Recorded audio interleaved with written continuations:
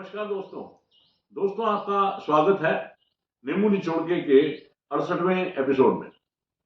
जैसे कि मैं पहले भी हमेशा कहता रहा हूं कि ये मेरा अकेले का चैनल नहीं है, ये आपका भी है, हम सबका चैनल है। और अगर आपने अब तक सब्सक्राइब नहीं किया है तो करिए। और मेरा कहना है कि अगर आपको इसमें जो बताया जाता है वो बुरा लगता है तो मुझे बताएं, या कोई कमी नजर आती है तो मुझे बताएं, और अगर अच्छा लगता है तो औरों को बताएं। आज हमारा सौभाग्य है कि हमारे बीच डॉक्टर निधि आई हुई हैं। नमस्कार तो आपसे। निधि जी की मैं कोई इंट्रोडक्शन नहीं दूंगा, क्योंकि इनकी इंट्रोडक्शन देना सूरज को चिराग दिखाने के बराबर है। तो मैं ऐसी गलती बिल्कुल नहीं करूंगा। निधि जी, मैं एक रिक्वेस्ट करूंगा कि आप ही श्रोताओं को और दर्शकों को अपनी एक छोटी सी इंट्रोडक्शन दें। राधे राधे। मैं श्रीधाम वृंदावन से हूँ। आराध्यो भगवान ब्रजेश तनया तद्धाम वृंदावन रम्या काचिद उपासना ब्रज बधु वर्गिणी या कल्पिता। तो एक ब्राह्मण, प्रतिष्ठित ब्राह्मण परिवार में मेरा जन्म हुआ। मेरे पिताजी 18 वर्ष तक चेयरमैन थे जनसंघ से। माता विदुषी थी, लेखिका थी, कवित्री थी। सारे भाई बहन अपने अपने क्षेत्र में कुछ न कुछ रचनात्मक कर रहे हैं। तो ऐसा मेरा पारिवारिक वो था। और राजनीतिक होने के कारण पिता के उस समय में सब बड़े बड़े संत, जैसे आनंदमयी मान निनकरौली वाले बाबा और श्रीपाद बाबा, प्रभुदत्त ब्रह्मचारी, अखंडानंद जी महाराज, इन सबका बचपन से ही हमें आशीर्वाद प्राप्त हुआ। और राजनीतिक स्तर पर भी जो बड़े नेता थे, जैसे अटल बिहारी वाजपेयी, विष्णुकांत शास्त्री, लाल कृष्ण अडवाणी, और आरएसएस से हमारा परिवार बहुत समीप से जुड़ा हुआ था। उसके सानिध्य में हम उन सबके आशीर्वाद के उसमें हम पले बढ़े। तो हमें वैसे ही संस्कार और वैसा ही हमारा पृष्ठभूमि तैयार हुई। डॉक्टर साहब, मैं अगर गलत नहीं हूं तो मेरे ख्याल से कहीं 75-76 में आप एबीवीपी के साथ जुड़ी हुई थी और थोड़ा पॉलिटिक्स में भी इन्वॉल्व थी। हाँ, मैं अपने छात्र जीवन में अखिल भारतीय विद्यार्थी परिषद की प्रेसिडेंट भी रही। और उसके बाद भी मैंने बुलंदशहर में भी मैं विश्व हिंदू परिषद की अध्यक्ष रही। और राजनीतिक में मेरी रुचि थी स्वाभाविक रूप से, क्योंकि ये हमारी परिवार की विरासत में मिला था हमें। लेकिन फिर मन में आया कि ये सब चीजें करने से कुछ उपलब्धि ऐसी हासिल, बहुत लोग हैं इस क्षेत्र में, और उसमें सबसे बड़ी बात मुझे एक लगती है कि आदमी के आचरण और चरित्र में बड़ा अंतर होता है। कहता कुछ है, करता कुछ है। तो ये सब चीजें मुझे लगा कि नहीं, मुझे इस सबसे हटकर कुछ करना है, समाज को कुछ ऐसा देना है जिससे कि उसका विकास हो और उसकी एक आध्यात्मिक उन्नति हो और एक मनुष्य जीवन का जो लक्ष्य है वो सार्थक हो। तो मैंने इस क्षेत्र में पदार्पण किया। और क्योंकि मैंने पीएचडी की थी कृष्ण भक्ति साहित्य पे, तो मेरा मन हुआ कि मैं धर्म के क्षेत्र में कुछ आगे करूं। तो धार्मिक होने के बावजूद जैसे कि आमतौर पे हमने देखा है कि जो भी थोड़ा धार्मिक रास्ते पे चले जाते हैं, महिलाएं खास तौर से, तो वो साध्वी हो जाती हैं। तो आप कर्म से, सोच से तो साध्वी हो गई, लेकिन मैं जहां तक देख पा रहा हूँ वैसे तो आप गृहस्थ का जीवन बिता रही हैं। मैं सोचती हूँ कि सबसे हमारे जो 4 आश्रम हैं, ब्रह्मचर्य, गृहस्थ, वानप्रस्थ और संन्यास, इनमें सर्वश्रेष्ठ आश्रम मानती हूँ मैं गृहस्थ को, क्योंकि ये एक तपोवन के समान है। इसमें आप अपने जीवन की संयमित और मर्यादित आचरण के साथ समाज के लिए कुछ कर सकते हैं रचनात्मक। और जो लोग इस क्षेत्र में आते हैं तो वो इस तरह से अपने जीवन की संपूर्ण दायित्वों को पूर्ण करते हुए समाज से जुड़े होने के कारण समाज के प्रति अपने दायित्व को भी समझते हैं। और उसके बाद जब आते हैं तो उनके मन में एक संयम और मर्यादा होती है, और वो अपना समाज को कुछ देने का मन बनाकर चलते हैं, ना कि विरक्ति और उससे सिर्फ समाज नहीं। भगवान श्री कृष्ण से बड़ा कौन उदाहरण होगा, आप बताइए।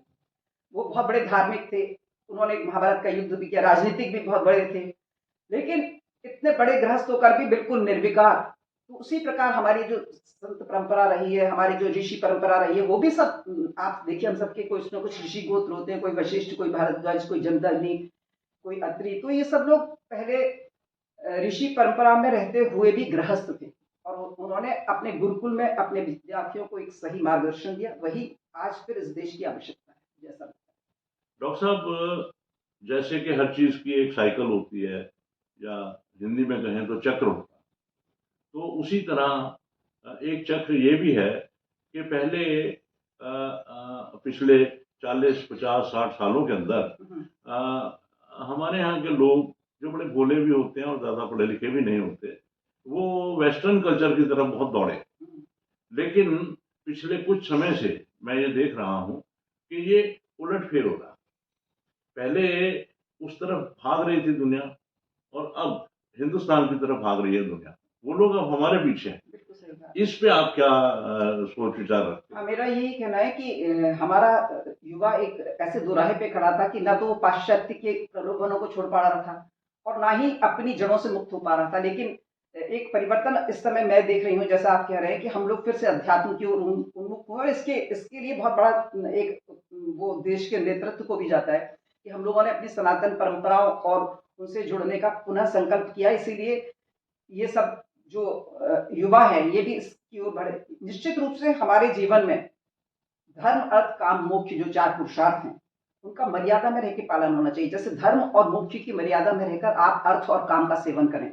लेकिन हुआ क्या था बीच में कि लोग अर्थ और काम के पीछे भागने लगे थे और धर्म और मोक्ष को भूल चुके थे। लेकिन ये स्वागत योग्य है हमारे युवाओं के लिए भी और हमारे देश की संस्कृति के लिए और सबके विकास की दृष्टि से कि अब हम लोग धर्म और मोक्ष को भी समझ रहे हैं और अर्थ और काम की प्रचुरता पे न जाकर अपने देश के प्रति, अपने समाज के प्रति उत्तरदायित्व को पूर्ण रूप से, गंभीर रूप से समझ पा रहे हैं। डॉक्टर साहब, कितनी अब तक आपने रामकथा की होंगी, कुछ ऐसे ध्यान आता है आपको?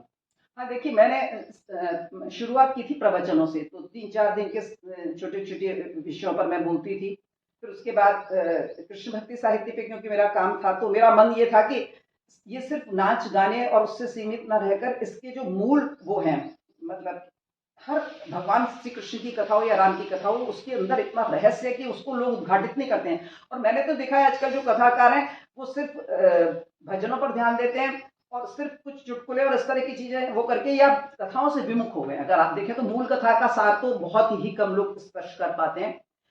तो मेरा ये मन था कि एक पढ़ा लिखा वर्ग, सभी ज्ञानी हैं, कौन ऐसा है जो राम और कृष्ण के विषय में न जानता हो हमारे देश में, लेकिन उससे हमें क्या वो मिलता है। जैसे कि एक छोटा प्रेरणा। हाँ, जैसे कि मैं एक छोटा सा उदाहरण बताती हूँ कि माखन चोरी कृष्ण ने मनोरंजन के लिए नहीं की कि वो माखन चोरी, भगवान श्री कृष्ण ने एक बहुत बड़ा अर्थनीति स्थापित की, संदेश दिया समाजवाद का कि जो जिसका अधिकार है उसको पहले मिलना चाहिए। अगर ब्रज के ग्वाले गायों को पालते थे और बछड़ों को उच्च कोटि का, मतलब जो गाय और बछड़ों का संवर्धन करते थे, तो पहले अधिकार उनका था। और उस समय क्या था कि कर तो उस समय भी लगता था, लेकिन कर हम लोग का क्योंकि मुख्य पशुपालन वो होता था, तो कर के रूप में दूध दही ब्रज की गोपियां कंस तक पहुंचाती थी। तो भगवान चाहते थे कि ये कंस पे ना जाके जो यहाँ के ब्रज के गोप हैं उनको मिले, जो ब्रज के बछड़े हैं, गोवत्स हैं, उनको मिले। इसलिए उन्होंने सोचा अगर मैं इनको मना करूंगा तो कंस इनको प्रताड़ित करेगा कि भाई तुम्हारा हिम्मत कैसे हुई कि तुम मेरे विरुद्ध जा रहे हो।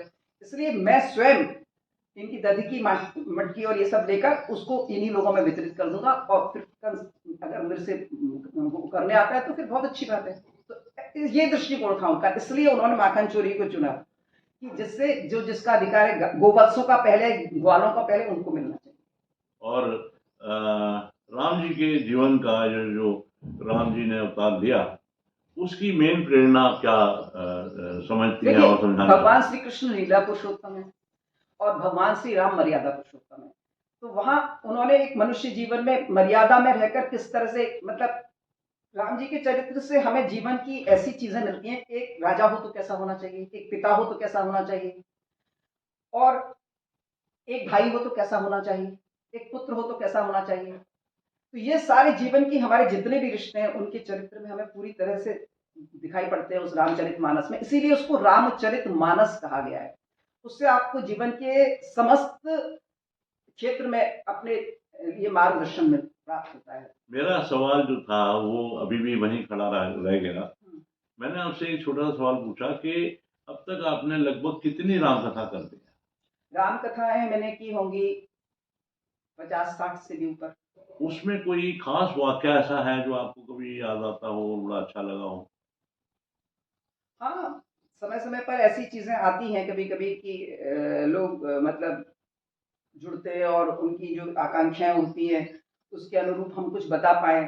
तो कभी-कभी मैंने देखा कि लोग कथा में भी ऐसा चाहते हैं कि जो कथा का पौराणिक स्वरूप है उसको न करके लोगों को आकर्षित करने के लिए हम उसका नवीनीकरण करें। जैसे किसी ने मेरे से कहा कि राम को आप हम मारेंगे लेकिन AK-47 से, तो मैंने उनसे कहा कि नहीं, ये सब बिल्कुल उचित नहीं है।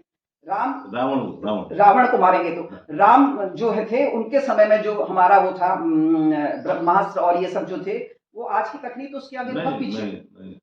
तो वो चीज उस समय पुष्पक विमान था, उस समय वो सब चीजें थी, लेकिन हम उसको क्यों जोड़े? हमारी तो प्राचीन विरासत इतनी समृद्ध थी। और एक विचित्र बात ये भी थी कि देखिए रावण की जो 10 सिर की बात कही जाती है, रावण के 10 सिर बड़ी विचित्र सी बात लगती है।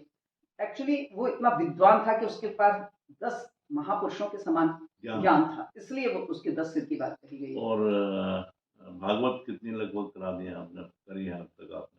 भागवत की तो मुझे याद ही नहीं है, बहुत सारी भागवतें की हैं, 200 के आसपास, 250 तो आज मैं एक, क्योंकि बड़ा शुभ मुहूर्त है आज महिला दिवस भी है, और आप खुद एक बहुत ही कामयाब ऐसी महिला हैं जो गृहस्थ को भी निभा रही हैं, और प्रभु का जो संदेश है, प्रभु की जो जो लीलाएं हैं, उनको आप आम जनगण के साथ पहुंचा रहे हैं, उनके साथ उनको शेयर कर रही हैं। तो जाहिर सी बात है कि जो एक बड़ा खिलाड़ी होता है, उससे जो नए खिलाड़ी खेल खेलने आते हैं, वो कुछ ना कुछ प्रेरणा लेना चाहते हैं, कुछ ना कुछ सीखना चाहते हैं।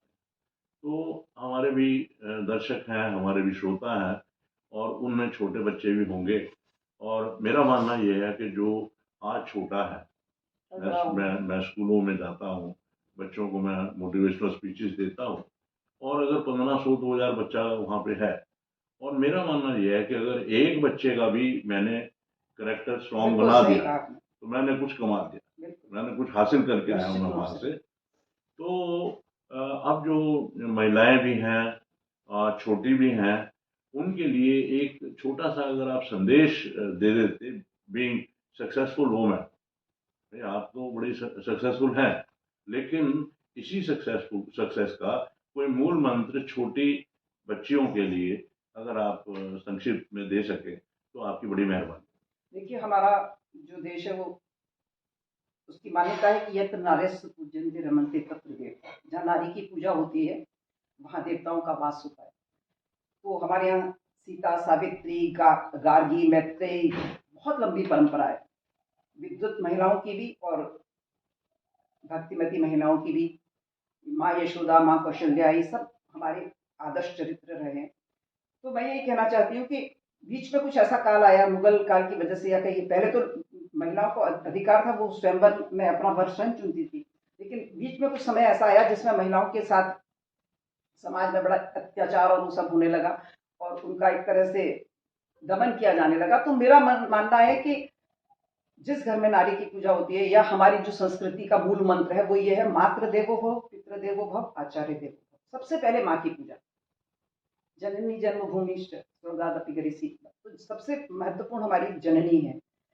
तो हर समाज में अगर आप कन्या के रूप में देखें, बहन के रूप में देखें, माता के रूप में देखें, किसी भी रूप में अगर नारी का सम्मान करते हैं तो वो समाज कभी पतन की ओर नहीं जा सकता। निश्चित रूप से उसका उत्थान सुनिश्चित है, और हर व्यक्ति को अपने समाज में, अपने आसपास में, अपने रिश्ते में रहने वाली नारी नारी और स्त्रियों के प्रति सम्मान की एक भावना रखनी चाहिए। आपका आचरण जिस दिन सुधर जाएगा, निश्चित रूप से आप उन्नति की ओर अग्रसर होंगे, और अगर आपके मन में ये सब चीजों के प्रति कुभाव रहेगा तो आपका पतन सुनिश्चित है। समाज को ये संदेश देना चाहती हूँ कि जहाँ भी नारी है उसका सम्मान कीजिए, उसको आदर दीजिए, और उसको अपने निर्णय के लिए उद्दंडता, उच्छृंखलता की बात नहीं कर रही मैं, स्वतंत्र छोड़िए। वो कुछ पढ़ना चाहती है, वो कुछ करना चाहती है, तो उसको आगे बढ़ने का अवसर प्रदान कीजिए। बहुत बढ़िया।